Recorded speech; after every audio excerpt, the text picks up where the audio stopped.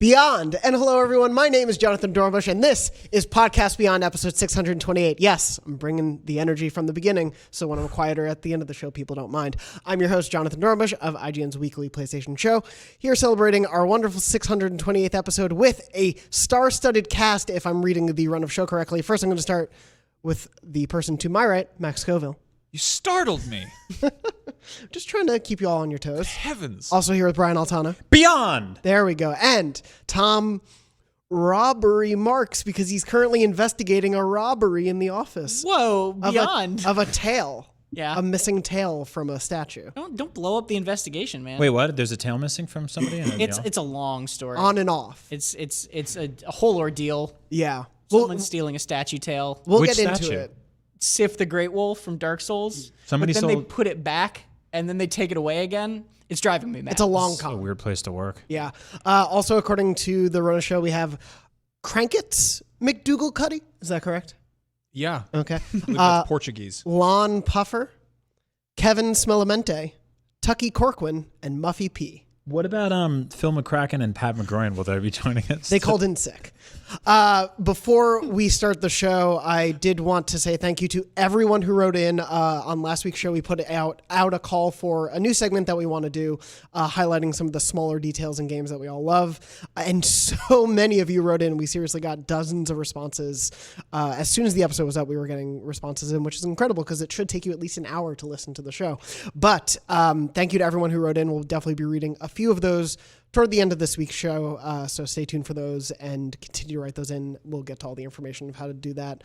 And do want to pull up a comment. I'm going to pull that up later in the show as well, because I wanted to start off with a few bigger sort of vague topics that we could discuss for the week. Obviously, PlayStation 5 news still hasn't happened. We still don't know when it's happening. We've got nothing to talk about, so there will probably be some speculation in all of this. But the first thing I did want to talk about is something we know is actually happening and happening soon. Is Dreams is launching on February 14th. And before Dreams is in its full release, obviously it was in early access for, I think, roughly about maybe 8-9 months or so since early last year. And to celebrate everything that's happened in the game so far, Media Molecule put on an award show, the first annual Impy Awards. This happened, I believe, last week is when they hosted these, or earlier this week. Bold name choice. Well, Impy, it's the character in the game. But yes, it probably brings to mind some other Game that isn't out yet. Everyone's favorite character. Impy. A game where you make your own character. I would love to have entered that contest, but the game is not out yet. So this is obviously for everyone who's been creating in early access. And so I just wanted to briefly bring this up because obviously as we're getting into Dreams' full release, we'll be talking about it more. But the categories included Most Helpful Dreamer, which went to Neon the Coder, Best Curator, _Tenia, Community Star, Project Genesis, Most Improved Dreamer, SDE Rue and Lottie _Double, Best Visuals, Outpost 60, Best Voice Acting, Keld B. Jones. Wait, go back. Yes. What was for the role of? For the role of, it doesn't say the role. Oh, thank you. Sheriff Dog in Pig Detective 2. That was a classic role. I cannot wait to play Dreams. They do so much dumb stuff. Have you guys played Pig Detective 1? No. It's all Troy Baker, which was amazing. But for this guy to come along and take Troy's place, Yeah, it's impressive. that's no small feat. He's, Keld B. Jones is now taking over on Retro Replay for Troy as well. That's true. He's just taking Yeah. over all of his work. The other... It's not true. It's not true. Troy is doing pretty well. The other things that were nominated there, if I may, the performances where they came from: Opposite Day 5, Computer Voices Collection, Pig Detective Halloween Special, and Witchy Woods. I love Dreams so much. I gotta watch this.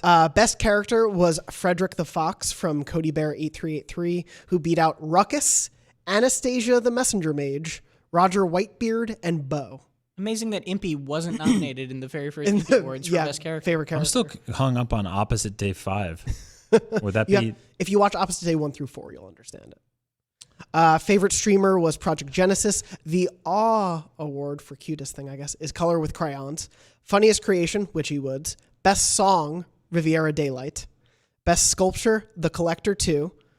Best animation by Duet, and creator of the year was Slurm McKenzie. Also best gameplay, Kubrick by the _Burger Van. And there are, about another half dozen more awards, which is all to say, it is insane how much has been created in Dreams, and the game isn't even officially out yet. Yeah. I know we haven't really gone a ton hands-on in the office with it outside of those of us who've played a little bit of early access, but I think it's something we've all had an eye on. And every time a creation pops up in our feed, we're like, how did someone put this together? It's kind of, how have you guys felt about like sort of the pre-release version of Dreams, what we've seen of it, the way it's been? I saw a thing the community was doing, which was trying to make the most realistic or just the best English breakfast in Dreams. Oh, yeah. And it was some of the most, it looked like Final Fantasy 15 food. Like Yeah. They had just beans on toast and sausage and bangers and mash and all that stuff. And what I love about that is it's very art school, where like a teacher comes in and gives an assignment to the class, and then everybody has a different interpretation of it. Like we got assignments like that all the time in art school, where they would be like, hey, go home and draw the devil. And some people would be like, they draw their dad. Another guy would draw like a literal devil. And then people would draw like the New York City, and he'd be like, wow, what are you trying to say there? And they'd be like, I'm trying to say that I painted this for a different class, but I'm double dipping. I mean, it makes sense. And that man was me. Did you paint New York City as the devil? Yes. And I passed. And now I'm here. Perfect. Sounds like art school. to make YouTube thumbnails. But no, it is interesting as this thing of, I was thinking about it before we started recording the show. Dreams was announced with the PS4. This has been part of the PS4's life cycle since its reveal. That's insane. In some form or another. And it was all these PS4 or Dreams beta is on the way. Dreams release is on the way. And we kept getting these delay stories. And now it's actually here. This is the first major AAA sort of first party exclusive for the PS4 this year. Yeah, and I was razzing those awards a little bit, but at the same time, I do think it's super cool, of Media Molecule to honor its fan base in this way, and the fact that they're really making the effort to not, it's not just like, here's our favorite thing. It's a bunch of different things in some very real categories is very, very cool to me. And it also, I think, goes to show the scope. What's impressed me in this early access period is that the quality of work has improved so much, not just the game it's proved, but like what people can make with it. And it's also proven how varied things can be, right? You have sculpture, song, game, like there are all these different categories where it's like, wow, you can really do a lot of different things with this. I think Media Molecule does have a really cool sort of responsibility here almost to elevate the best creations coming out of their community, because they're probably seeing more than anybody else is, because they're looking more than anybody else is. But I think it's something that we should all kind of be consciously digging around in and looking for. Like I think every video game website, YouTubers and everything should be focusing on what people are making in this game, because it's really, really, really special. And Media Molecule elevating that stuff is the difference for a lot of games between the game being loved at launch and then just going away and living forever, right? Like developer support like that will give this huge extended life beyond even if just the tools are really great. So like we are poking fun at the MPs a little bit, but like this is really cool because it's them talking directly to the community. Yeah. Like this isn't just like cherry picking a bunch of kind of impressive looking creations and being like, here's why you should buy the game when it's out. It's them being like, hey, let's actually give some feedback to people who are really active in the community. The fact that like the second, third award down is most helpful. Yeah. And best curate, like to really recognize that people are not just, creating things or ridiculously talented, but also just involved. And to actually kind of have that dialogue with a fan base. Yeah, it's really interesting to me in Dreams when you first started up, at least in the early access version. I imagine it'll be similar in the full release. It says like, hey, you can be a creator, you can be a curator, you can be a tester essentially, and you can have all these roles and we will reward you for diving into those roles. Like we are not just going to reward the people who make the things. As great and amazing as those are, we want the people who are part of this community and bolstering the community as a whole to really feel a part of it too. I think it's like this game does have the potential to sort of transcend just outside of our circle of hardcore gamers. You look at stuff like Minecraft, and like there were videos that went viral coming out of Minecraft where somebody would be like, I made like the Millennium Falcon and it's life size, or I made this Mount Rushmore and it's life size or whatever it is. Max and I have worked with publishing companies that have made Minecraft art books that are basically just like original art in those games that they've sent to press and then mailed out to people, and that is a book you can put on your shelf. Yeah. Like I think Dreams has that potential. Oh, absolutely. Especially with the fact that it can be, here's an album I produced in Dreams. Here is a series of short videos I made. Here's a TV show I made in Dreams. There's so much potential there, and seeing how Media Molecule continues to bolster that. I think the community stuff that they do, not just with the MPs, but like week by week, I follow a bunch of the team there, and people like John Beach and Abby Heppy, who we had on the show last year, and so many other people as part of the team are constantly interacting with fans, answering questions, being like, oh, you made an awesome thing. I didn't know you could do that in the game. I'm going to now try making something because I saw what you did. And it's just this amazing fan feedback loop that I think is unlike most games we see these days. Of course, we're going to try to be covering more Dreams as we get especially closer to launch and everything. There's a great piece recently up from Simon Carty from the UK team, if you haven't read that, basically about his being bad at Dreams is still fun. And sort of the process of not being the best creator, but still having a really enjoyable time with it, is he was really getting into it. Yeah, he tried to make a volcano. Yeah.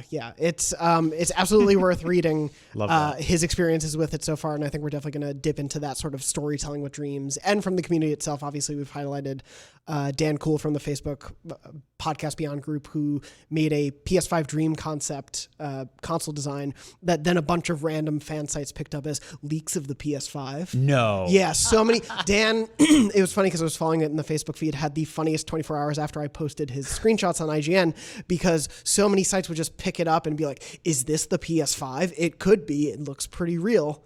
And it was didn't they read the art? No, they didn't read. No, they didn't read. Well, what's funny is got to read the articles, guys. His creation has his name and his company's name on it. We don't know if the PS5 won't have Dan Kuhl's name and company. It's true. name It's going to be really weird for him if they reveal that thing and it just says like Dan Kuhl in the corner. Yeah. And they're like, why does it say that? And they're like, no, it's just like an FCC thing. Ignore it. Yeah, don't worry about that. To be fair, that's a really good name to put on a thing. Dan Kuhl. Yeah. Dan Kuhl's a cool name. Yeah. The Dan cooling it vents on the PS5. Mm-hmm. Yeah, they really got the job done. Speaking of the PS5, I want to talk a little bit speculatively about the PS5, because since we last met and convened for the meeting of the Podcast Beyond, not really much PS5 news has happened. We're still waiting for something. But one of the things that I keep seeing pop up, and I thought we could address a little bit, that we're not necessarily writing about on IGN, is the strong belief that on February 5th, PlayStation will be revealing the PS5 at a reveal event, because people keep saying on February 5th there will be a PS5 reveal event. I kind of want to put this out there because right now Sony has said nothing about the PS5. Right. When they're going to show it off, what capacity they'll show it off at first. Obviously, they won't be at E3, so it's kind of up to their schedule and calendar. But there have been a lot of rumors and speculation about early February, because the PS4 had that early February reveal. Right. And for transparency, that would be 8 days from today. Yes, yeah. So if they are doing an event where they're inviting people, you probably want to start inviting people by now. It feels Yes. like one of those rumors where like it's the rumor equivalent of like a Wikipedia footnote just being a link to the Wikipedia page you're reading. Yeah. Right? Where it's just like this recursive thing of like people have said it enough that suddenly it's common knowledge and therefore it must be true. Just to clarify, we could also be wrong, and this could be a complete surprise thing out of nowhere. Yeah. I got Cyberpunk delayed by jinxing it, so I don't want to do that again. But No, it is most likely that as soon as we post the show 2 hours later, the PlayStation Twitter account will announce a February 5th event. Yeah. But as of right now, that's not happening. And really, Sony can dictate whenever they want to show us anything about the console. Right. Because their information so far has been a CES reveal of a logo, interviews with Wired, and a couple PlayStation blog posts. if there was any kind of event happening, somebody would have inevitably taken a photo of an invitation or something and been like, Jeff what is Keighley. this? Yeah, Yeah, exactly. yeah. We're going to get those tweets whenever there is an event. We'll start seeing people take photos of their invitation. But I wanted to bring this up to ask, do you want an event in February? We were all talking about this on the show for a while before the E3 announcement of, we assume they're going to do something in February because it just makes sense to sort of follow the same pattern. But they're following a very different rule book this time. And they're playing it close to the chest. I will say, I'm sure all of us have worked events or trips or preview things where the turnaround time is this quick. Yes. Where you kind of come in on a Monday and they're like, what are you doing on Friday? And you're like, I don't know. And they're like, Brussels? That happens. But I don't think it's happening that soon, but I do think it's happening. I do think it's happening in February. Okay. I think something is happening in February. Yeah. And I don't know what. I don't think it's going to be, I think it's going to be like a Series X style rollout where we'll get probably a little bit more information than that. Mm-hmm. But not a ton. Was it the PS4 where they showed the controller off, but we didn't see what the console looked like for like 7 months. Yeah, the controller came at the reveal event, but the console wasn't until E3, I believe. That was so funny. Yeah. Yeah, That so was like really funny. a bunch of journalists on skateboards in air quotes or whatever went to New York and went to an event where I believe there were systems, but they were covered in tarps or something like that. So I'm trying to remember exactly how that worked, because I know there are photos of people holding up controllers. People were playing games. Yes, that could have been running off of like PC hardware at the time. Very possible. I remember there was a big controversy. I think it was at E3 that year where somebody like opened up one of the booths and they were like, "Look at that. It's not an Xbox One in there. That's a PC. That's running Xbox Ones." Yeah. It's like, what do you think? What do you think they make the games on? They don't make it on an Xbox. Game Boy Color. They definitely have like dev kits and stuff. But yeah, no, it is a very interesting pattern we're going to get into whenever is it a PlayStation 5 out in the wild, as we've gotten with dev kits. But yeah, I mean, in my mind, I think PlayStation should do something early in the year to start drumming up the attention again. But I did want to ask in terms of, do you think they're waiting at all because they do have these big AAA games for the PS4 still to come and they don't want to muddy the messaging in any way with The Last of Us, with Ghost, with Dreams? I don't know if that's necessarily the case, just because these games have so much, I hate using this word, but inertia on their own, right? There's already so much kind of excitement for them removed from everything else. I think people can be excited about both at the same time. I think honestly, and I'd like them to do something in February too, and I think it probably makes sense that they would at some point early in the year, like you said. The trick to me is that I don't think that they, at this point, have any pressure on them, right? Yeah. Like you said, they're playing by a totally different playbook right now. And in a weird way, Microsoft has shown more of their cards, and now they can wait until they're 100% ready to respond, right? Microsoft has shown off the controller and to a certain extent, and the system, like the way it looks and all this stuff. And so they can just make sure they're totally satisfied with it in a way that they can respond before they do that. So the thing about that, though, is that Microsoft has the freedom to do that because Microsoft is not having the swan song year that Sony is having. Yes. Microsoft has begun to sunset what the Xbox One is. Game Pass will be alive and kicking. Right. You know, they've announced that all of their games will essentially be day one games on the Series X, so there won't be any exclusive launch games. Sony has jam-packed the final, again, skateboard air quotes, year of the PS4 with tons of gigantic exclusive games. And so what they have to do is not only sell those games to people, which is a pretty easy sell because they're some of the most incredible looking games ever made, but also sell 100+ million PS4 owners who are happy as hell playing these brand new games that, hey, you don't just need that, you also need to go spend $500 this November on a brand new thing. And that's a really, really tough thing to do. I mean, people like us, we're going to roll into the new generation and be like, I'm buying it because I need to buy it because it fills the holes in my head or whatever. But then there's other people who are like, I'm good.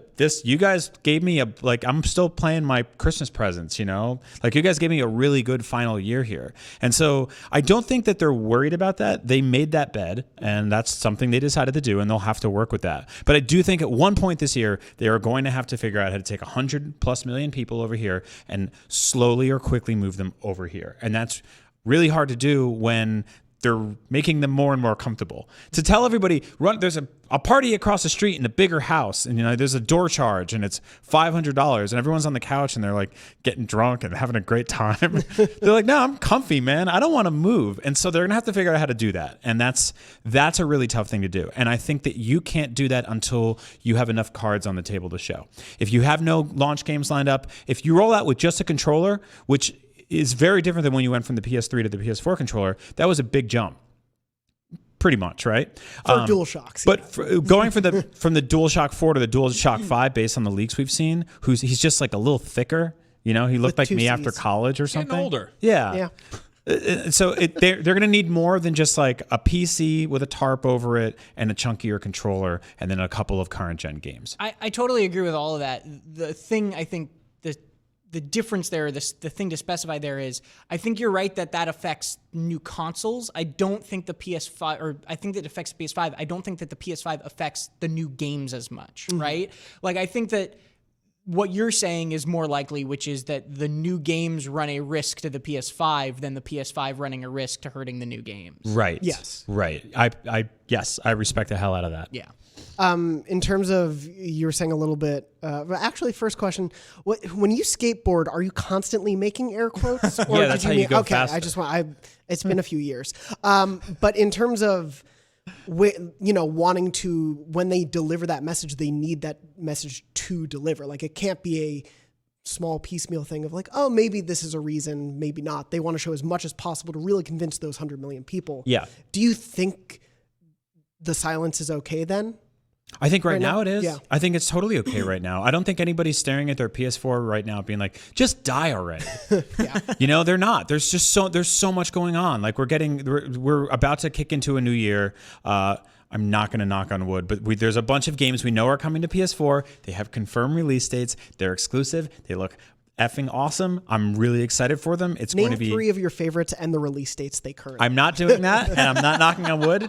We were trying to figure out if there was anything in 2020 so far that has been moved up.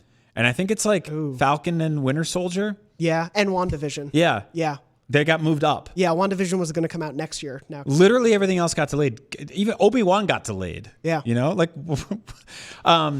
And so, yeah, I think that like they need to come out and they need to go, okay, your PS4 can do all this and it's awesome, but this is what your PS5 can do. And it can do this so well that your PS4 can't do it. So they need to drop like a banger of an exclusive game reveal and go, this is what you're playing on day one.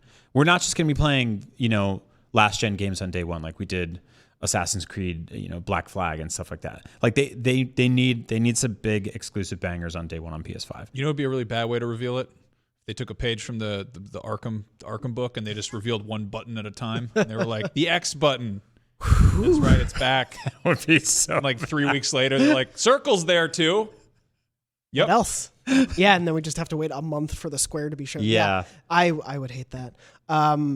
It's very interesting to me. I totally agree. I think they need to really, when they decide to show the PS5, they need to show it off. And it can't just be they've talked about they're going to be at hundreds of events this year to talk directly to people. I think you can't reveal a thing at each event. Like, I think it does have to be at least initially a big, like, coming out for the system. Do you think we're going to see, in the same way that sort of the Xbox Series X is like it's keeping the Xbox family going and sort of really reinforcing that backwards compatibility side of things? We know that's a huge talking point this generation, but do you think there's going to be a lot more of like, this is less, it's obviously going to be called the PlayStation 5, but do you think we're going to see a lot more sort of like, here's the PlayStation brand, here's like the PlayStation family of devices? We kind of saw this with PlayStation VR, which is its own device, but it's never PlayStation 4 VR. And I mean, we got the PlayStation 4 Pro. Like, right. It's kind of it's confusing. It's kind of messy. It could be better, but I could definitely see the kind of thing where we get kind of dual reveals for games, where we don't know if we're going to see games dropping on PS5 that are like, at launch that are also coming to PS4, like more or less the same game with less bells and whistles and, tessellation and ray tracing or whatever. I hope so. I think we might see that, but if we do see it, I think it'll play out on a much longer timeline. Xbox and Microsoft did that with Xbox, right? It stopped being a game console name, and now Xbox is just their brand of game things, and it's on PC and Xbox One, and kind of everything is just under the Xbox flag. I could totally see Sony doing that with PlayStation, especially as they start doing things like Horizon on PC, right? Is the rumor currently? Or it's the rumor, yeah. And like, if they start kind of moving that direction of, let's get a little more platform agnostic, bring things to PC or whatever have you, which I'm not advocating for. I'm just saying if they decide to do that, they could be trying to play that game. But I don't think that's a thing that will start in holiday 2020. So the thing is, and again, and I don't want to keep dunking on Microsoft here, but Microsoft is doing that because they have to. Yeah. Because yes. they spent the last how many years coming up with bizarre, borderline, just incredibly cumbersome naming conventions for things like the 360, right, and then followed by the One, and then the One S and the One X, and now the Series X and the the Xbox SAD, the all digital, right? And so it makes sense for them to jam everything under one roof with one name, and they go, oh, okay, let's forget all that other things. This is just with this.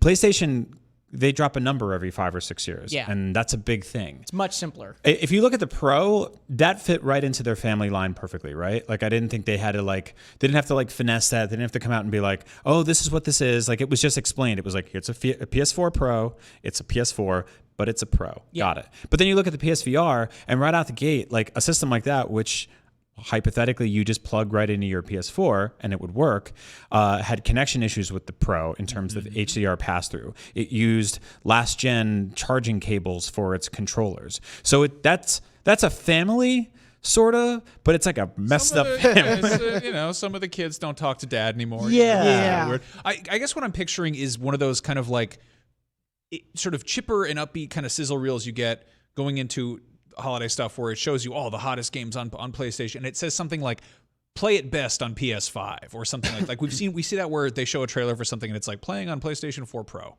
It's one of those things that wants to reinforce that we're definitely going to get stuff that is exclusively on PlayStation 5. But I can't help but feel like we're going to see if the backwards compatibility thing is happening, the thing where they're using essentially current / last gen games to be like, oh, sell the new stuff. Right. Play it. Yeah. I think we'll absolutely see that. And excuse me, a little bit to Tom's point, I do think we're going to see a broadening of PlayStation as their brand. And so they are going to be okay marketing a game for PS4, PS4 Pro and PS5 at the initial bit of the launch, especially as they try to, in a different way, or at least in a different impetus, get people into wanting to play on PlayStation. Because if they are moving things to PC, they will want people to play PlayStation games on PC, but eventually come back to the PS5. Yeah.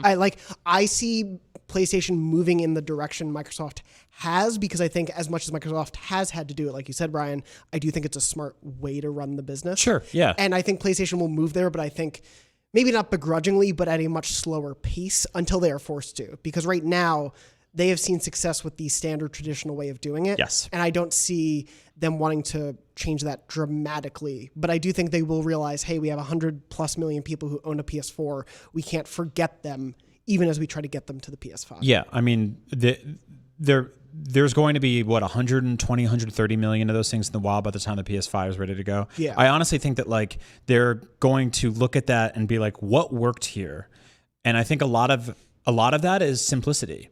And that's why the more I think about this, the more I really think that there's only going to be one PlayStation 5 in November. There's only going to be one SKU. Yeah. And I think that they'll do that because if they are lagging in power a little bit, they'll make up for it with an exclusive games library.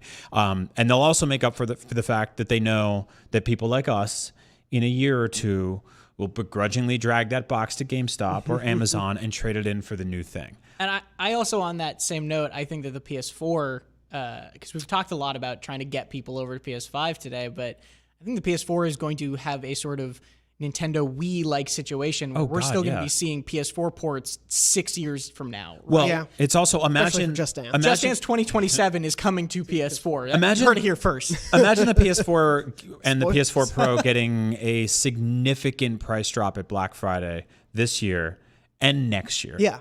Well, I mean, this past year in 2019, you could buy a PS4 with Spider-Man Horizon and God of War for $200. Yeah. Woo, Yeah. That is amazing. Which I don't even know how you go lower than that. But yeah, but you can. do. Yeah, especially right? once the PS5 is out, to that same bundle, at least $150. Right. Easy. You could Right. probably go crazy and do $100, but I was hanging out with family this weekend, and one of my wife's cousins was like, she's like, how's your year going? And I was like, oh, it's gonna be a crazy year. There's new consoles coming out, and she's like, she likes games but isn't hardcore into it. And she's like, should I get a PS4 still? And I was like, you should absolutely get a PS4. Yeah.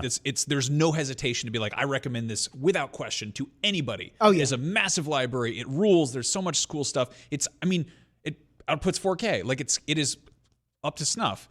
Then to be like, what is the PS5 going to do? And I'm like, I have no idea. I don't know what to tell you. Right. It's going to be difficult, I feel like, to recommend that.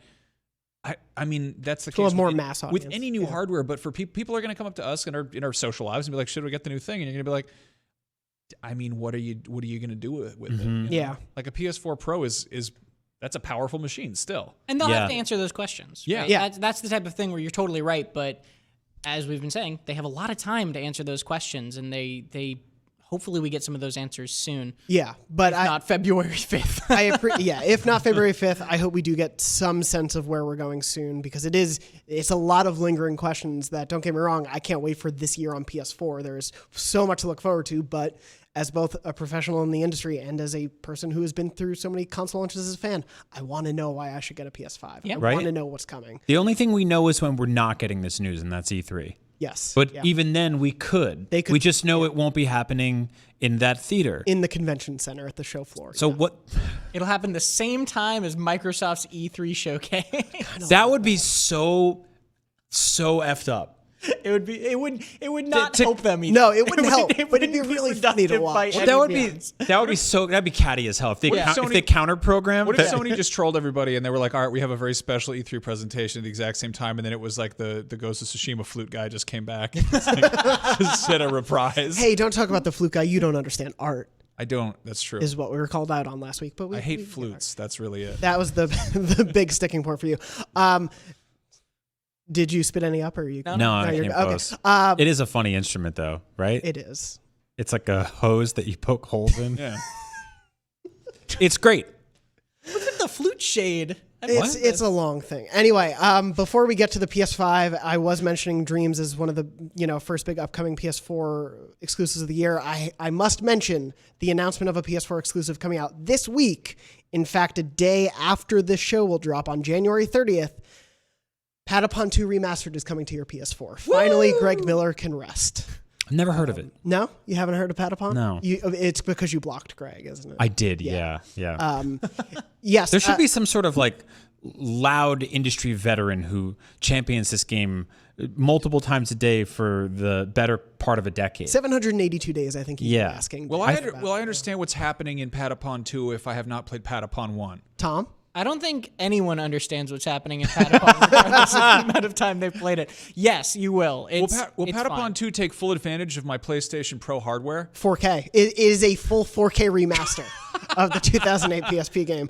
For those who don't know, Patapon, I'm going to try to... Can I full screen this? No, it won't work. Patapon is a rhythm-based action game, I guess is the best way to describe it. Yeah. Tom, you're... It's like it's kind of like a rhythm RTS almost, but side-scrolling. Rhythm which Pikmin? Is a bunch of words. Yeah. It's you press buttons in time, and each of your face buttons is a different sort of like instrument or noise. So like one button is pata, another one is pon, another one is chaka, and then you do these. The entire game is on a rhythm, like a beat with the music, and you enter RTS-like attack commands or defense commands by playing different like series of 4 notes with the different buttons, and then there's 4 beats of those executing, and then you play 4 more. So if you want to move forward with your troops, you do pata, pata, pata, pon, and you have to keep doing that, and you get combos for keeping on the rhythm, and it's actually just an absolute delight. Probably Patapon 2 is one of the best games on PSP. It is just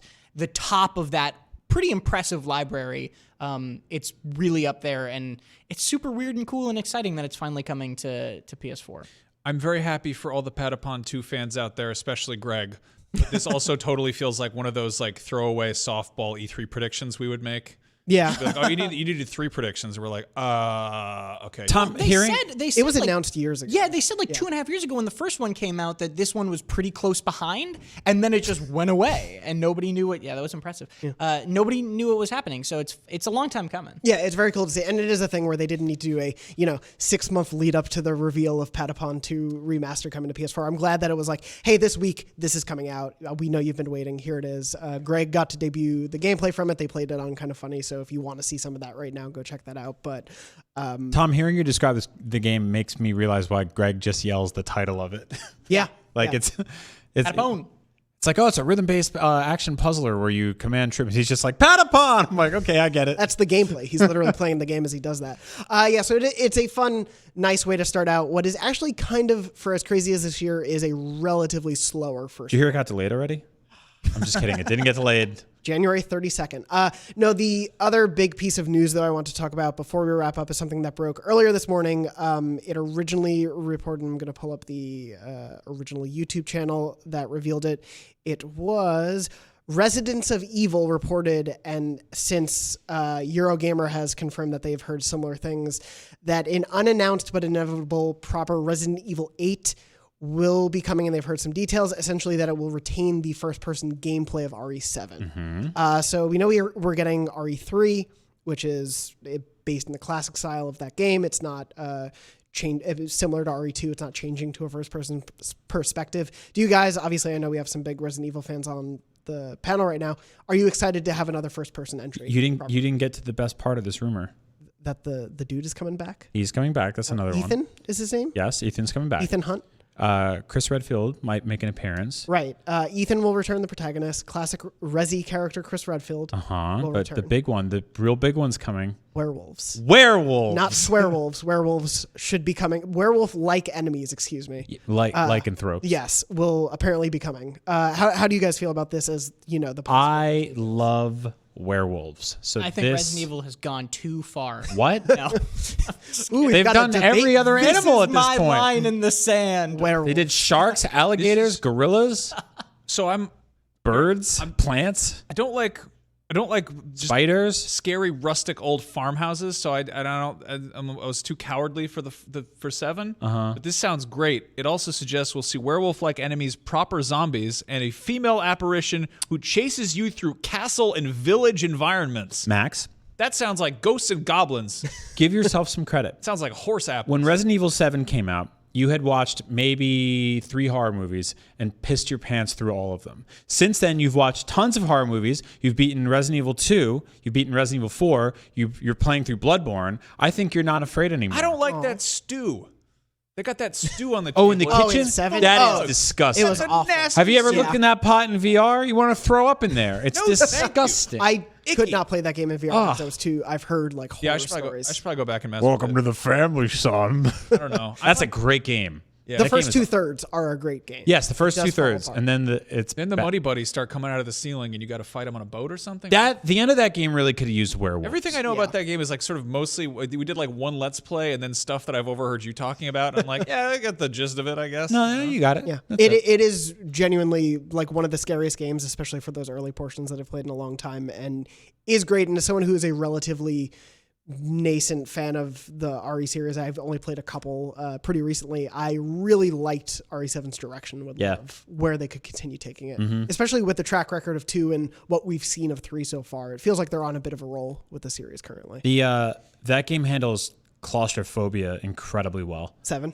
Yeah. Yeah. In terms of like locking you in a contained space and making you fight someone to the death or survive. There's a boss fight in that game in like a 10-foot by 8-foot garage where a guy's driving a car in a circle. Yeah. Like that game kicks ass. Yeah. Yeah. It's great. It sort of captures, and it's one, again, I've played recently, but it captures to me the spirit of the original Resident Evil in terms of like, here's a location that you're really getting the hang of when it is focused on the small set of houses that you're in the beginning of RE7. It really gets the sense of like, I'm becoming really familiar with the layout of these places. I'm learning how to navigate properly, especially when more powerful enemies start to roam around. I really hope this new game takes place in like an office building and you have to go through floor by floor and it's like a little die-hardy, like self-contained. Like you said, like the Resident Evil 7 kind of fell apart when they left the main area where the game took place. Yeah. Like it kind of jumped the shark and went in a couple different directions. What sort of office environment would gel well with the castle and Castles. village environments? A werewolf office. You never been to office in Round Table Pizza corporate headquarters? old timey Ireland?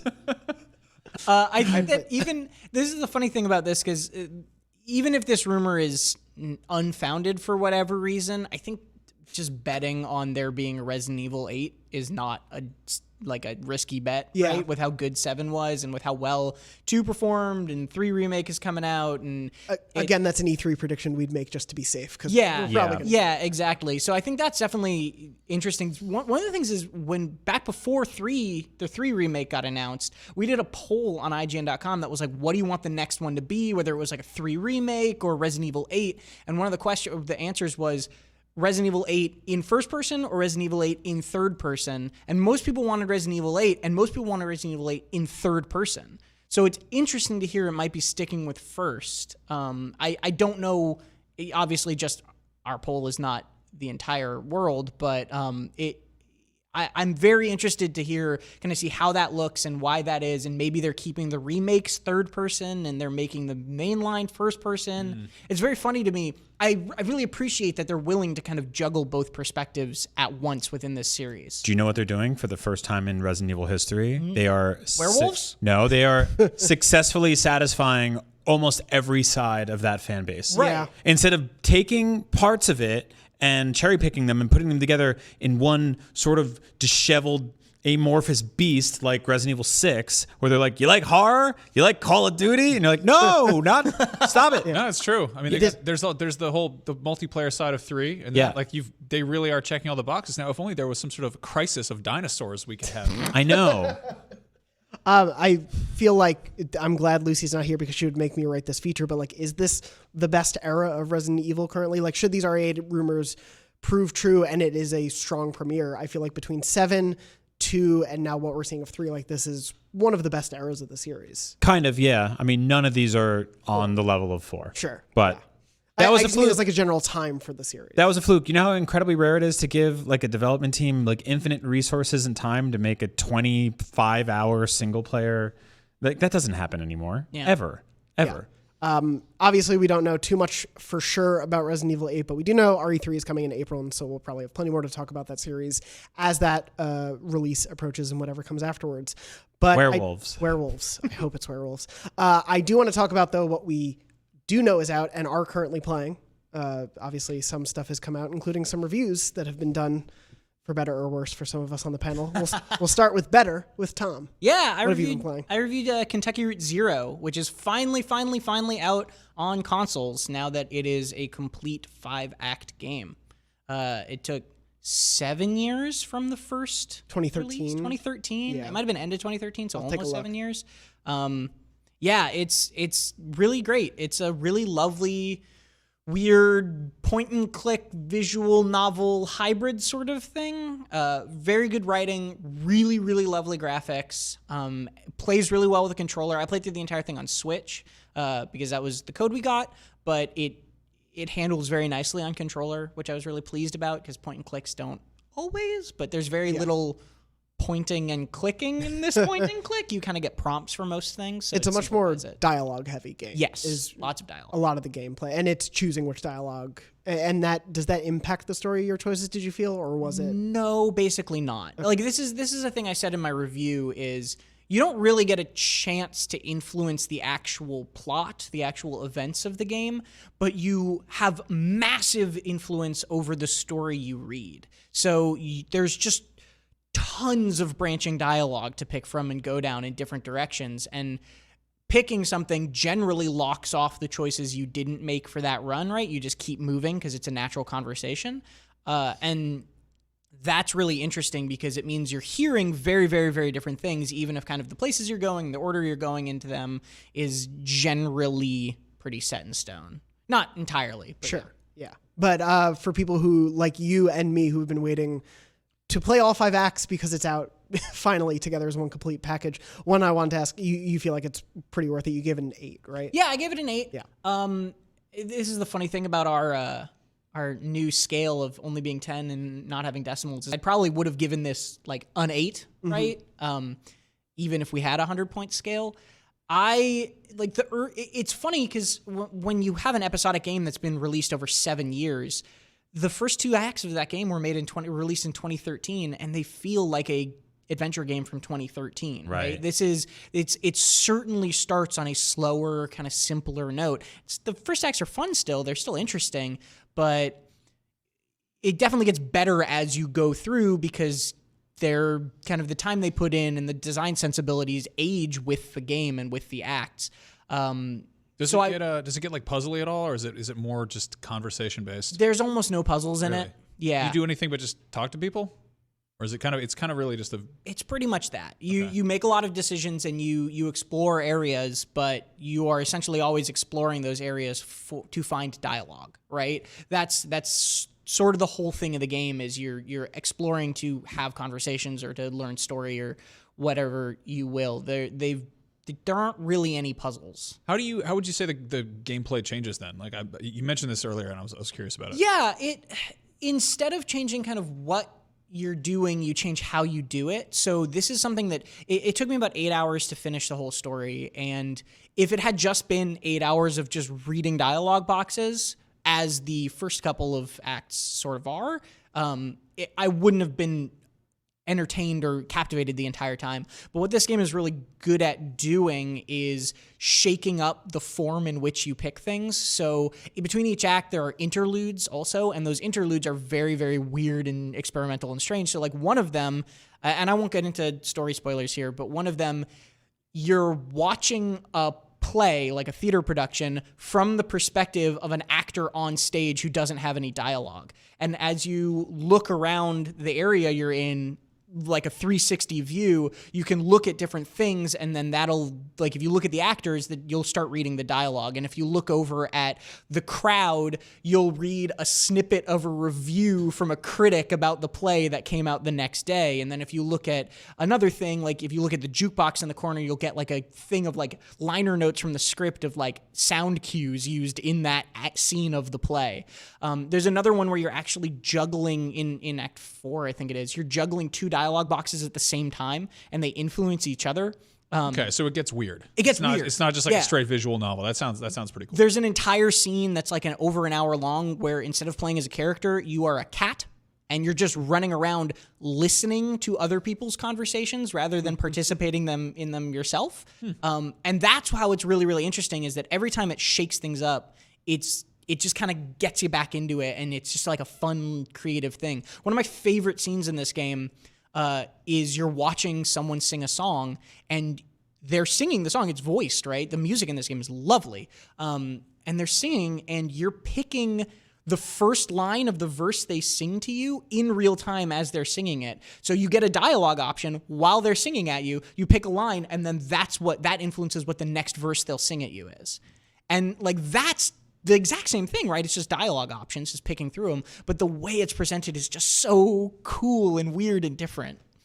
That's awesome. Yeah, it's really a lovely thing. It sounds like a really fascinating thing that I've heard so much praise for over the years in the way that approaches story. And I'm glad you liked it as someone who just jumped in right now as well. Yeah. That's going to be my experience. Not without its bumps. For sure. It's rocky here and there, but the pacing can kind of like suffer at times, because there's moments where you'll like meet a character randomly in a gas station, and you'll like just talk to them casually, and then they'll just like tell you their whole life story, and you have a dialogue tree with them where you like, no human being would do that sort of thing, right? Like it's a lot of that. I don't know. I've met some people at gas stations who just kind of, go. Fair enough. Maybe. Maybe. You haven't been to enough gas stations. Yeah. I gotta go. but it's still, throughout all that, even when it gets rocky in pacing, the writing is still great. So it holds up still. Yeah. Your full review is on IGN, and there's a video review as well for people to check out. You've also, just quickly wanted to mention, been playing FF7. I have. The original, I should say, not the remake. I went back to Final Fantasy VII. I'm replaying it basically for the first time in like 10 or 15 years. Forgot a lot about it, and just kind of preparing for the remake. Getting ready. And now you have an extra month. How do you feel about that? I'm excited for how much they can change, right? It still holds up as a game. It's still very, very fun, but before I started playing it again, I was like, how are they going to turn the first 5 hours of Final Fantasy VII into a full game? And then I played through the first 5 hours, and I got through the Midgar section, and I was like, oh yeah, they could easily make this a whole game, because like the very intro Mako reactor scene that everybody remembers and loves is this intense action scene. It's like 4 screens, right? Like that's an extraordinarily brief section, and they could make that a 2-hour dungeon, a 3-hour dungeon, and you wouldn't even bat an eyelash at it. So I'm excited to see what they change, and I'm more excited for the structure they've chosen after having replayed it. Yeah, it'll be really interesting to see those comparison points, especially as someone who's been playing it fresh. Max, we can't let a week of the show go by without mentioning this game. So what are you playing? I'm playing Bloodborne. Yes. Finally, that spider is finally dead. Oh, Hell yeah. congrats. I phoned a friend. I used a lifeline, and then somebody named after Luffy from One Piece showed up and just whooped the spider's ass in like a heartbeat, and it was just deeply anticlimactic, because I'm just like, I'm just picturing that gummy pirate who dresses like Huckleberry Finn showing up and killing the spider, and then just like waving and ghosting, and I was like, I was stuck on that for like 7 months. Like, what am I? But now I'm past it, and now there's new things that are killing me. You're stuck on. Everything is scarier than ever. So It's great. At some point, I'll beat that game. I don't know when that will ever happen, but As you get closer to beating it, we should maybe live stream that. Yeah. That might be fun. Brian, have you been playing anything? It just says guess. I've been playing Bloodborne 2. What a surprise. Or Bloodborne also. 2. Not Bloodborne 2. Wow. No, you heard it here first. Pete. You guys know on the show I've been doing this thing over the last few months where I feel like I was dating Bloodborne and I was like, I need some space. I'm going to go date other people. And Sekiro I did. and- I played The Field for a while. I played Sekiro. I played Dark Souls 3. I played Ashen. I played Remnant. I played Lords of the Fallen. I played... God, the list just keeps going. And they're all great. I had a lot of fun with so many of them. Some of them I finished. Some of them I didn't. And I just went back to Bloodborne. I have not been able, for whatever weird reason, to connect with a single piece of media in 2020. I haven't been in love with any TV shows. I haven't been crazy about any movies. All the games I've been playing, I've just kind of been like, And I went back to Bloodborne, and I am just madly in love with it all over again. And my boss asked me at lunch the other day, he was like, why do you talk about that game a lot? Why do you love it so much? And I was like, because every time I play that game, I go in with a new character build. I start with a new starting weapon. I find a different weapon in the field and I upgrade that. And I play it a little bit differently every time. And I have a slightly different approach. And the more I think about that game, the reason I love it so much, and so many games miss this, is that the world feels so lived in. It feels so realistic. When you get to Hemwick with all the witches twirling around and they're all sort of dancing in the middle of this sort of like little weird park with like it's a charnel lane, okay? Yeah, and there's I don't know what that is, but that's what they say what it it is. is. Yeah, and there's just like this giant decrepit statue, and all there's like weeds growing out of the walls and stuff. It just like feels so beautifully lived in.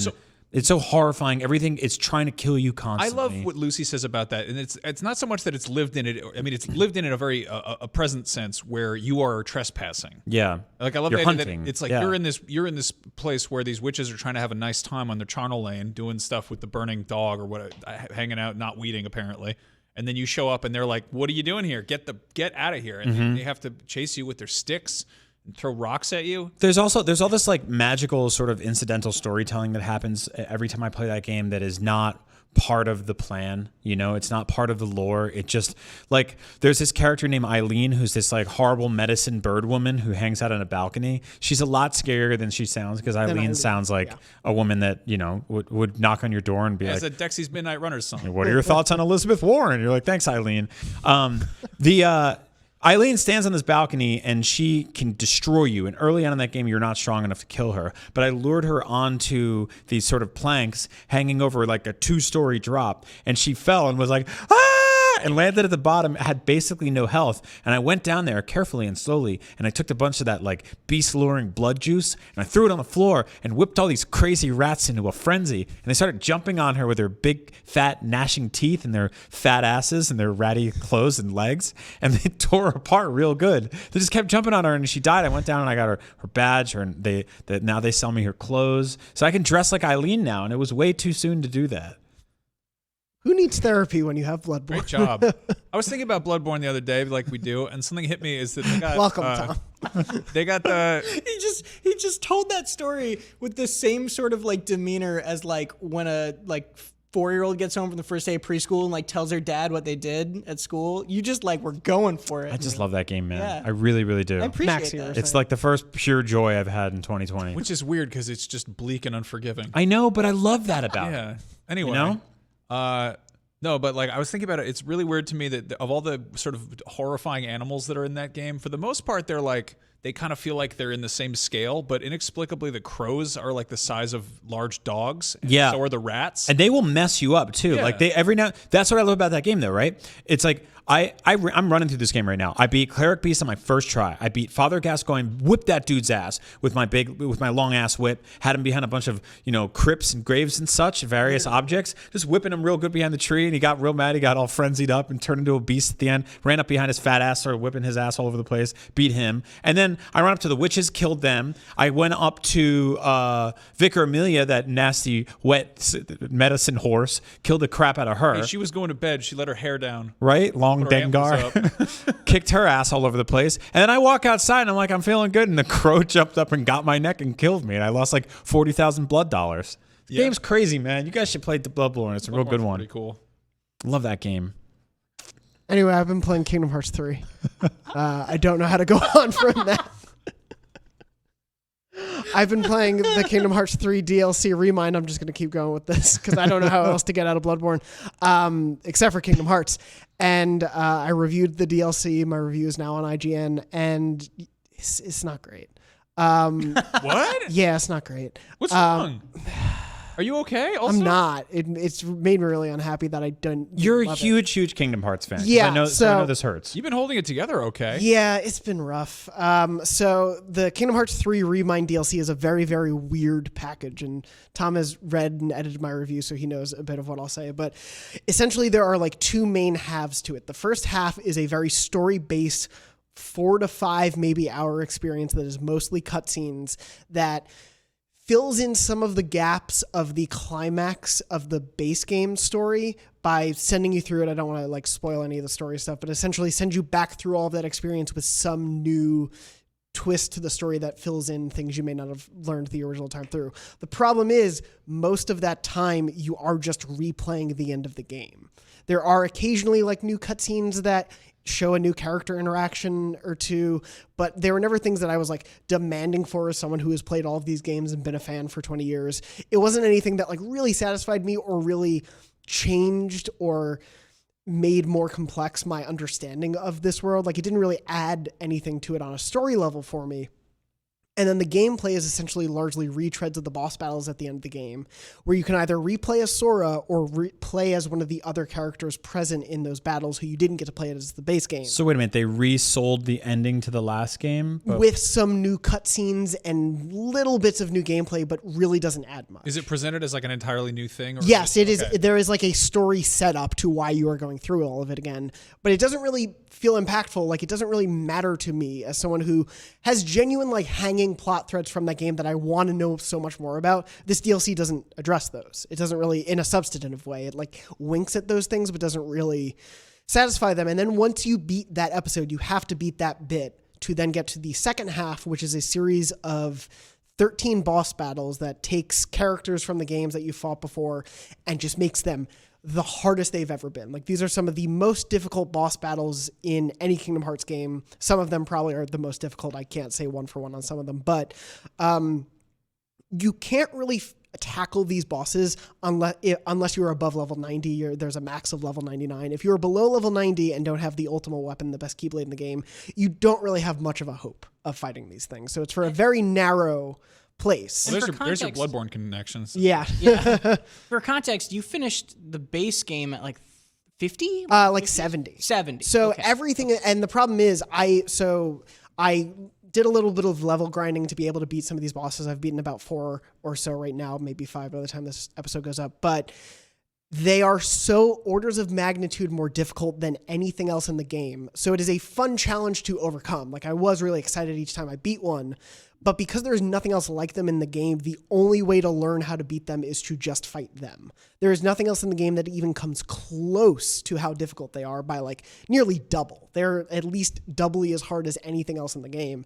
And so you might be beating your head against a wall because you're like, I don't know how to beat this. And it might just be because you're not level 99 yet. And then even then there are bosses who learn how to be able to break your guard, who can just stop time and wail on you constantly. You have to play much differently than you do almost the rest of the game. And it's cool that that's added, but it's hard to get into because there's nothing else that leads you there. Right. And so I have had fun with some of these boss battles, but questioned their inclusion in this way and wish there was a little bit more that bridged the gap on a difficulty level. Stupid question. Yeah. Is there a New Game Plus in Kingdom Hearts? I don't know if there's a proper New Game Plus. I think they might have added something post-launch. There wasn't when I reviewed it. But it sounds sort of like almost like a New Game Plus and a half kind of thing. So normally when Kingdom Hearts games would come out, there would be sort of in the way that Pokemon would get a third version, there would be a final mixed version of Kingdom Hearts 1, 2, and a few of the others. And they would add a few of these really tough boss battles, add a few, they were essentially New Game Pluses that you would buy. So this sort of takes the place of that. But because you're playing it, for me, for example, playing it a year after I beat the game, it feels really disjointed. It doesn't really add much to the experience that I was looking for it to add. And it just feels like a bit of a missed opportunity in a lot of places. You know, it throws in, for example, like the base game didn't have Final Fantasy characters. Well, now they're here and they're voiced again, like Leon and Aerith and Yuffie are all in it, Sid, but they're there for 5 minutes. and then you go fight the bosses. And so it felt more like they were just in there because they were like, we knew people wanted this, so here they are, but it doesn't really matter that they're there. Any character could have filled that place. It sounds more like DLC for the sake of DLC rather than DLC because they had a good message or story that they wanted to tell. Yeah, it doesn't feel like this DLC was made in response to how we've all been Kingdom Hearts fans have been discussing where the series could go since. It's just like an arcadey kind of tacked on. Yeah. And for some people, that is what some people wanted. Mm-hmm. Some people were craving that challenge, and I'm glad that is there, but I didn't think it was enough for what this package could be. And it ends, so it's a thing that's been spoiled basically on YouTube from the day the DLC came out. When you beat all of these spoilers, I'll try to keep it light, though maybe go quickly in, because I think you guys will be interested on a weird, just like game industry level. There is a secret video that comes at the end of this. So full-on spoilers for the Kingdom Hearts 3 Remind DLC. It's hard not to talk about without it. I will get back to the show non-spoilery after this. You fight a character named Yozora, voiced by Dylan Sprouse, who is a fake character you think in a video game present in the Toy Story world. That is the basis for this character. Okay. After you beat him, it shows a trailer later on that ties into the final secret video from Kingdom Hearts 3 that showed Sora and Riku, the two of the main characters, in Japan, in proper real-world Japan. Right. And it further then ties in Yozora waking up in a car in a limo being driven somewhere in an exact recreation, essentially, of one of the original Final Fantasy Versus 13 trailers, where he takes the place of, I think, Noctis from that trailer before it was Final Fantasy 15 proper, which was a game Nomura was working on before it became 15 and Tabata took over and he moved on to Kingdom Hearts. But it essentially becomes a weird tie-in to Versus 13 trailers and the world that he was creating for Versus 13 before it became what 15 is. Is this what we sound like when we talk about like Star Wars canon? A little bit. Yeah, it's a little bit like that. But so hey, you remember when you were talking about Bloodborne earlier? This is what that sounds like to me. No, I blacked out back Do you know what rats are? Yeah, that's fair. Just imagine they're big and wet. To me, now imagine they had their own kingdom in Orlando, Florida. well, that's the weird thing is to me as someone who, even as, an adult in my late 20s, who loved this series growing up as a marriage of the Disney worlds I grew up with the somewhat more mature Final Fantasy worlds, with its own original story that was crazy and wild and silly but fun. This is like, hey, what if we ignored all that stuff and put in a game that never happened because the creator had some ideas he could use, is what it feels like. Again, we don't know. I have no idea what the plans are for Kingdom Hearts 4. I don't know, but it felt like this isn't why I played 3. None of this matters to me as someone who played and enjoyed a lot of 3. And so, anyway, spoilers are over, but this isn't the way I want to remember Kingdom Hearts 3 or where Kingdom Hearts has been before it goes into whatever this new era is. And you said that it's a weird capper. Once you did level up, you were saying that some of the fights were at least enjoyable. That's the thing is I think some of these, I don't know if they're $30 enjoyable, but right. They have been fun these first 4 or 5 that I have been able to beat have been fun now that they feel achievable somewhat. Yeah. There's definitely been I got through that sort of experience that I've enjoyed. Yeah. But on top of that, it just really hasn't landed for me. Well, it sounds like you're sad and you've gotten better at fighting big bosses, so it's a good time to play Bloodborne. Yeah. I think for $30 you can get the full game and the DLC and probably still have $10 extra. It's not a bad deal. Games are constantly on sale. Are we ever going to get you to play that game? Probably, yeah. We should talk about that. We should definitely have me play that game. If you would like me to play that game on IGN at some point in the future, write into beyond@ign.com and let us know, or just comment on this video. Writing into an email is a lot of work. Before we get into people writing into the email, though, I do want to point to a wonderful video Max Scoville shared with me. You can do this? Yeah, we can do this, picture in picture. This on me. I was just going to talk about it. Is it working, Red? You can see it? Good. Oh, so anyway, Max, why don't you give us a little... So I was digging around, and I found out in the Japanese version of Crash Bandicoot, this is not like a deep, dark secret or anything. A lot of people don't know about this. There is a secret button combo that can be done on one of the menus that pulls up one of the most horrifying live-action music videos ever, which has Crash Bandicoot sort of flouncing around in what appears to be a greenhouse. If the music is playing, I apologize. He talks about how he jumps into a spin attack. An abandoned place, yes, yes, yes. I also found out in the Japanese version of Crash Bandicoot, they're not called Wumpa fruit, they're just called apples. And then That's a Crash mango. Bandicoot is it's an apple. That was a mango, very clearly. That's a Wumpa fruit. Well, then he does a lot of air humping, and he's with a woman in like an evening gown. They were eating apples at like a restaurant together. And I bet. he starts dancing a bunch. He's in some kind of a cactus garden, and it keeps going, and it gets even weirder. And in the next scene, he's on vacation with like a bottle of what I think is sake, but it has an arrow pointing to it, and it says it's just apple juice. But then if you get to the very end of the video, this is after he has jumped into a swimming pool with his with all his clothes on, just normally, and to get on one of those like hoverboard boat board things, waterboard, whatever. And he jumps on it, fully clothed, gets all wet and stuff. At the very end, for some reason, there's a very short clip of him. It's like 4 frames. In the pool with a plastic bag over his head. That's it. That's just in the video. Yeah, but also he dances And then with it both ends. the women, so they're clearly like they're different women. So he's this like philanderer who also suffocates himself in the pool and is he choking himself at drinks the a end? bunch, and I don't know then what it he's says doing. just for your birthday, sing a song. It's very weird. Everyone should go watch it. It's very funny. It's an odd one. Yeah, you can find that on YouTube. I just want to bring that up because, yeah, I really want a new Crash Bandicoot, and this is what I have in the meantime. Also, I did some. I'll talk about more Crash Bandicoot stuff next week. I found out some other stuff that's pretty upsetting. Let us know in the comments what is the most confusing thing: Bloodborne lore, Kingdom Hearts lore, or that Crash Bandicoot commercial. It's got to be Crash Bandicoot trying to suffocate himself with a plastic bag in a pool. That is one of the worst things that I've is, seen. yeah. Not That's up on, there. like, I regular can't explain. YouTube. I'm sorry, you guys. There's some weird Bloodborne bosses, but that is up there.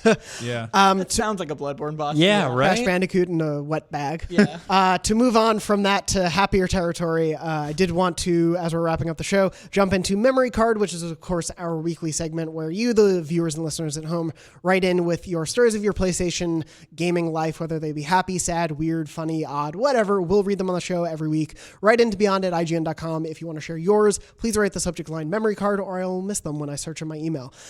This one, it actually came in a little earlier today as we were recording, comes from Adam. Adam wrote in and said, "Hey guys, I've listened to every episode of Beyond, but I have a confession to make.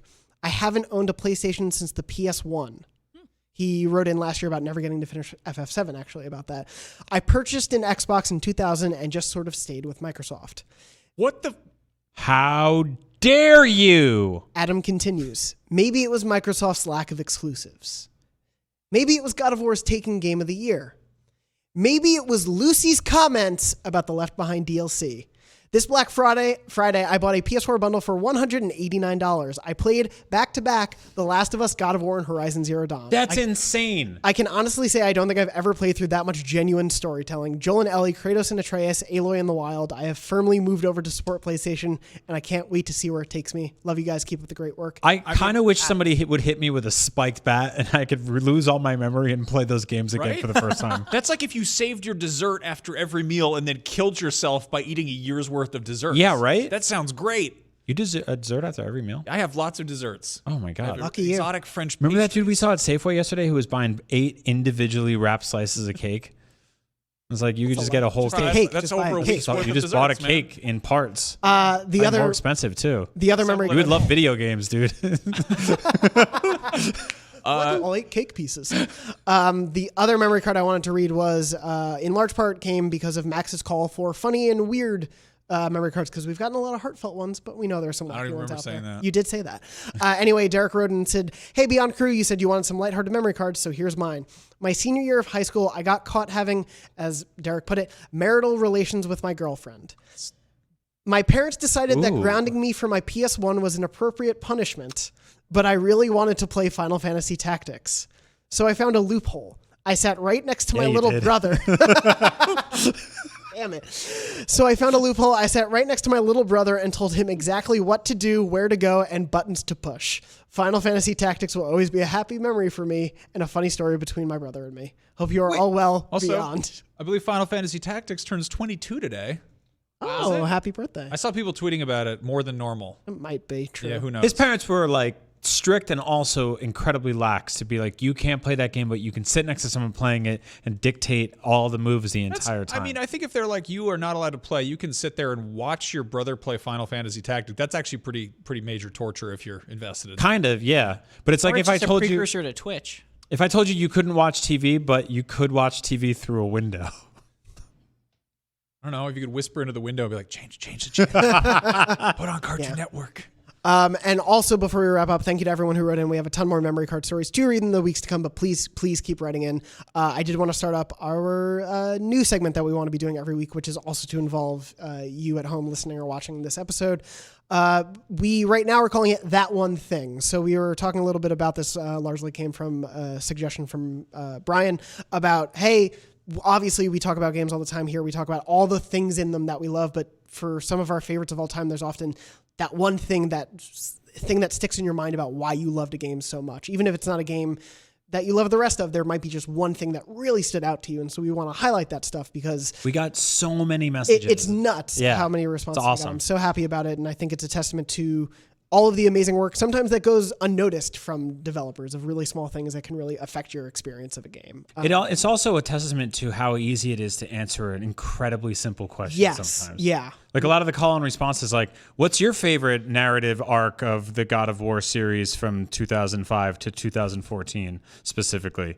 Write a paragraph out. And this we're like, what's the thing you like? You like a tree in GTA? Tell us about that tree. That works too. So I'm going to read two, one from a multi-platform game and one from a PlayStation game. I'll start with the multi-platform. Shay wrote in to beyond@ign.com with the subject line, That One Thing, and said, one of my all-time favorite game mechanics is in the Dead Space franchise, and that's the use of the plasma cutter. So I guess mechanic spoilers if you haven't played Dead Space. I still go back to the original game almost yearly and still can't get enough of it. Something honestly that I wish I could relive all over again. Seeing shoot the limbs scrawled in blood all over the walls and then meeting your first necromorph and realizing that's exactly what you need to do. It's something that has stuck with me even to this day and still love going back to. Also in Dead Space 2, when you could sever off an arm and then shoot it back at them with stasis, oh man, fills me up inside. That weapon felt so damn good. Yeah, like that is great. It was like when you were swinging a lightsaber around in Fallen Order or something like that. Like it just felt awesome. It worked. They nailed that, and I think that is like so much of the success of playing Dead Space is that plasma cutter, which is so fun to play with. You guys know plasma cutters are real? They're like an actual tool. It works nothing like that at all in real life. It looks like a garden hose with like a large alligator clip, and you put the clip on the metal to ground it, and then it shoots like a quarter inch of arc out of it. There was a documentary going around with that game that talked about how they were using real mining tools for like a whole bunch of stuff. That was like the basis of it. Yeah, they're like directly inspired by a bunch of like real world stuff. Like, okay, you video gamed the hell out of a plasma. Of course, yeah. But there was some real world basis there. Yeah. And then for a 3D printer gun, it 3D prints bullets in real time and shoots them at a high rate. All right, fine. Another one I wanted to read, I'm actually going to change direction just to bring another thing that someone was inspired by. David wrote in to beyond@ign.com about That One Thing and said, hello and beyond. Everybody has a thing that when they see it or hear it in a game or a trailer for a game that they immediately think, oh, this is speaking my language. That thing for me is the incorporation of choirs in the game soundtrack. I absolutely love any game soundtrack that incorporates choirs and chants. I find it so emotionally powerful and badass. My favorite uses of it are in games like with Adam Jensen's Deus Ex games, God of War on PS4, FromSoft's games, Skyrim, FF7, and FF8. Maybe it's because I grew up listening to choirs in church, but I've always associated choirs with larger-than-life, epic or emotional events. There's nothing more chilling and badass to see a character make a dramatic comeback, dramatic entrance, dramatic fight sequence, or dramatic defeat than with a choir guiding that scene. I can't get enough of it. Thanks for doing the show. You guys are a highlight of my week. When the Game Boy Advance launched with Castlevania Circle of the Moon, which is a game you couldn't see unless you sat directly under a light. Oh, it was awful. Yeah. The title screen had choir music, and it was very dark, and there was that logo. And it was like, and I was like, this is coming through tiny plastic holes on a handheld, but it sounds like I'm listening to an MP3. The future. Yeah, no, that blew my mind. I love that he says like, this is definitely speaking my language, and then proceeds to name like things that probably have people singing in like 7 different languages. Yeah. Gregorian. My favorite for Skyrim, I love this piece of trivia where to get that like Dovahkiin chanting, they had like 30 dudes in like a garage or airport hangar or something, and they were all chanting in like dragon tongue, and they were like, no, it's not Skyrim enough. And so they just took them chanting and they did it over like 3 times, so it sounded like there were 90 people chanting in dragon tongue. Oh my God. Fusro Da or whatever. I love that. That's awesome. Nuts. Yeah. I wanted to bring one on myself, since obviously I want a few of these to come from us on the cast as well. And one I did want to bring up is in the very beginning, and again, spoilers, I guess, for the first BioShock, when you are first discovering you're in Rapture and you're walking through the beginning section. It's one of my favorite sections in any game, intro to any game. That's actually the titular biological shock. When you first appear, that shock. Oh, gasp. Well, no, it is my first shock in the game, I guess, for lack of a worse pun, is there's this moment when you're approaching a hallway and you see a woman standing next to a baby carriage, and she's speaking to the baby, and it's quiet otherwise, and it's dark, and it's moody, and her shadow is being projected on the wall, and that's the first thing you see is the shadow. And so you start slowly creeping, and you've only met one or two splicers so far, so you don't really know what you're getting at. And then as you get closer, she turns around and goes crazy and starts fighting you because she is a splicer. And of course, she's gone crazy with that, the whole mumbo jumbo that happens to the splicers. And then you go over to the baby carriage once you've defeated her, and it's just a gun is in the carriage, and that's it. And I played it in the demo before the game even came out. And that moment for me was so enthralling and engaging and freaked me out, and I finished that moment. I was like, I have to buy this game. That demo kicked so much ass. It's one of the best demos, yeah. Seriously. Like it was the first, 20 minutes of the game or something like that? Yeah, they just let you play through the beginning until there's a point where you essentially get locked in a graded area and splicers are trying to attack you, and Andrew Ryan is talking to you while a door is opening. Yep. And you play through that. I mean, it starts with the whole plane crash and everything. Yeah. And swimming through I remember seeing the way the moonlight hit the ripples on the top of the water. Yeah. And how it looked like there was oil there too from maybe I'm just imagining this, but no, yeah, like the spill of the fire on the water. Yeah, and then being in the middle of nowhere and seeing this tower and swimming up to it and being like, what's this? Oh, it's not going up, it's going down. And then seeing whales and oh my God, man. It's an incredible opening. You know what the lesson from that is that like in the first 20 minutes of that game, you can start playing it and figure out how you're supposed to play it. And I feel like we have so many games that take like a solid 2 hours to get you out of the tutorial. Yeah. It's like, okay, well. It throws you in, and it also just immediately grabs you. Just environmental storytelling. Yeah, it's so great. That's why I love Super Mario Brothers. You walk out true. there, there's the Goomba. If you don't jump, you die. You learn that instantly. And we'll get We'll get a little bit to some more Mario Brothers in the plugs as we wrap up this episode. But of course, if you want to write in with that one thing in a game that you love, please write into beyond@ign.com with the subject line, that one thing, and we'll be reading those on the show for the weeks to come. If you're enjoying the segment, please let us know. Write in with yours. Leave some comments on the YouTube and IGN versions of the show. And we, of course, are reading those and checking those out. So thank you to everyone who wrote in this first week already. We have so many great ones to go off from. Before we wrap up the show very quickly, wanted to ask Max, what's in your pocket? And if it's not interesting, we'll keep going. Yeah, it's not good this okay. week. Anyway, we'll find out what's in Max's pocket next week. Don't worry about that, Max. I'll bring a real treat. Make up for lost time. Bring some desserts. I never. These chairs are like they kind of like push your legs right into your body. So I try not to keep stuff in my pockets. Stuff in your shows. pockets. Yeah, no, that's fair. That's what jacket pockets are for. But That's it gets true. very warm in here. Anyway, thank you so much for listening or watching this episode of Podcast Beyond, episode 628 of our weekly PlayStation show. It's normally live every Wednesday at 3 p.m. Pacific at beyond.ign.com, youtube.com/IGNBeyond, and your favorite podcast services around the world. Before we wrap up, I am on Twitter at Jonathon Dornbush. Max is at Max Scoville. Brian is at Agent Bizzle. And Tom is at Tom R. Marks. Wanted to point out a wonderful video these two fine gentlemen next to me did, in which they investigated chronologically how much time does the first Super Mario Brothers take place over? How much real world time does that story happen through? There's a day-night cycle. We asked a simple question and unraveled a global conspiracy. Yep. And it is quite the answer. Bottom of that. So go check that out on youtube.com/IGN as well as IGN.com. And of course, as we were saying earlier, please check out Tom's Kentucky Route Zero review if you haven't already. Any other reviews you've been doing over there? Or you're good for now? Nope. I got a little bit of a break. You do, yes. But you'll be back with more reviews, and we'll be back to talk about those games. You can check out my KH3 Remind review. And also, if you haven't checked out a new series I've been hosting called Power Ranking, where each week we take a fan-voted poll from the IGN YouTube community and all across our social feeds and make a ranking based on all of your votes and then make silly, wacky jokes this week. Kalila, one of our editors, did an amazing edit for a fake game that you should definitely check out. Anyway, thank you so much for listening and or to watching this episode. And as always, Beyond. Beyond. Go check out that live-action Crash Bandicoot music video. Just make sure there's no parents over your shoulder because they're going to be suspicious. Beyond.